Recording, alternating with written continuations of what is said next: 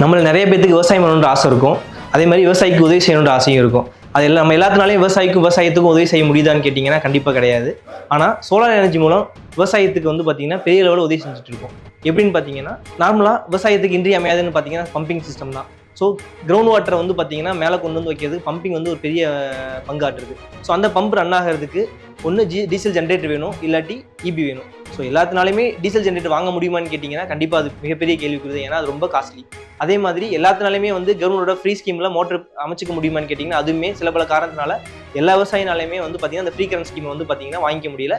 So இந்த மாதிரி உங்களுக்கு தெரிஞ்சவங்களுக்கோ உங்களால் ஃப்ரீ கரண்ட் வாங்க முடியாமல் அவங்க விவசாய நிலம் சும்மா போட்டிருக்காங்களா, அந்த மாதிரி வந்து எங்களை கான்டெக்ட் பண்ணுங்கள். நாங்கள் சோலார் பம்பிங் சிஸ்டம் மூலம் அவங்களுக்கு கிரவுண்ட் வாட்டரை மேலே எடுத்து கொடுத்து விவசாயத்துக்கு நல்ல ஒரு சப்போர்ட் பண்ணி கொடுக்குறோம். தேங்க்யூ.